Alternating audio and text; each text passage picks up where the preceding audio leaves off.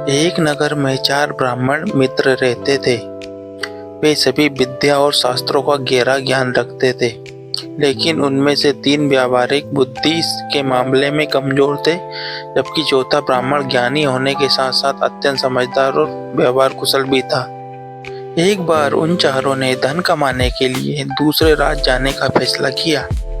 यात्रा के दौरान उन्हें जंगल में एक मृत शेर की हड्डियां बिखरी हुई मिली। तीनों घमंडी ब्राह्मणों ने अपनी विद्या का प्रदर्शन करने का निश्चय किया। पहले ब्राह्मण ने अपनी तंत्र विद्या का प्रयोग करके उन हड्डियों को जोड़कर पूरा शेर का कंकाल बना दिया। ये देखकर दूसरे ब्राह्मण ने अपनी विद्या से उस कंकाल पर मांस और चमड़ी चढ़ा दी, जिससे वह बिल्कुल असली शेर जैसा दिखने लगा। अब तीसरा ब्राह्मण अपनी विद्या से उस शेर में जान डालने के लिए तैयार हुआ।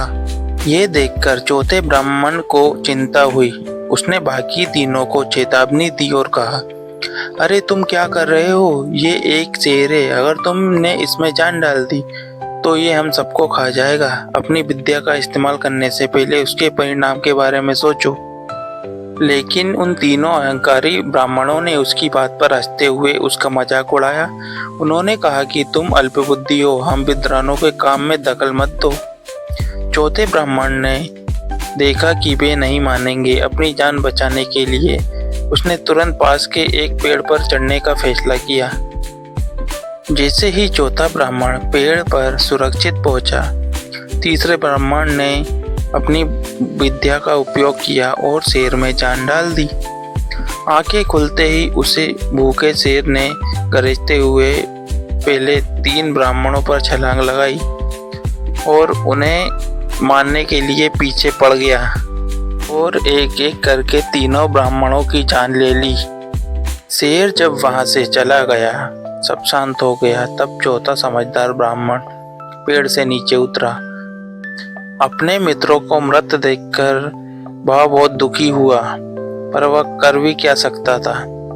फिर वह दुखी होकर अपने नगर की ओर चल दिया। कहानी से हमें यह शिक्षा मिलती है कि किताबी ज्ञान कितना भी हो, लेकिन यदि मनुष्य में व्यावहारिक बुद्धि और सामान्य ज्ञान नहीं है तो वह संकट में पड़ सकता है। ज्ञान के साथ साथ समझदारी और विवेक का होना भी बहुत जरूरी है। धन्यवाद। कहानी अच्छी लगी हो तो कहानी को लाइक कीजिए, चैनल को सब्सक्राइब कीजिए और शेयर कीजिए। धन्यवाद।